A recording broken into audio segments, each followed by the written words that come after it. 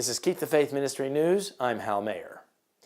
In order to defend himself against his critics, Pope Francis accused some Christians of having too much concern for the Ten Commandments, saying they suffer from cowardliness and warning that such people become paralyzed and unable to go forward. Popes have never been that concerned about keeping the Ten Commandments. That is the domain of the true followers of Jesus. In fact, those who truly love Jesus and have the Holy Spirit residing in their hearts will keep the Ten Commandments in honor of the Lord, including the Sabbath commandment. Obeying all the commandments, all of them, said the Pope, negatively, characterizing the thinking of such Christians, paralyzes you too.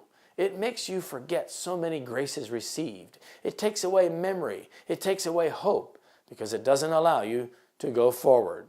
Such people become confined souls who suffer from the sin of cowardice, the Pope added. In other words, keeping the Ten Commandments prevents progress. If you want to have hope, you cannot keep the Ten Commandments. This twisted logic is common in Roman Catholic teaching. The Pope's remarks were made during a homily in the Casa Santa Marta, where he lives in the Vatican. They appear to be in response to criticism for his support for giving the Eucharist to those who are living in adulterous second marriages, which contradicts canon law. Pope Francis recently suggested that people in these kinds of civil marriages should be able to receive the Eucharist. Some conservative cardinals have likened Francis' position to Aaronic priests who enable their flock to sin against the Ten Commandments, like the high priest Aaron in the book of Exodus, who built a golden calf to allow the Israelites to violate the first commandment. The papal position has traditionally prevented those who are not validly married and who are having sexual relations from receiving the Eucharist. Pope Francis recently compared his critics to the doctors of the law who persecuted Jesus, observing that these men did everything prescribed by the law. Rome never really changes.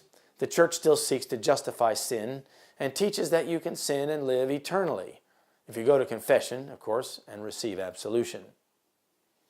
The very beginning of the great apostasy was in seeking to supplement the authority of God by that of the Church. Rome began by enjoining what God had not forbidden, and she ended by forbidding what he had explicitly enjoined. The Great Controversy, page 289 and 290. This is Keep the Faith Ministry News. Thank you for watching.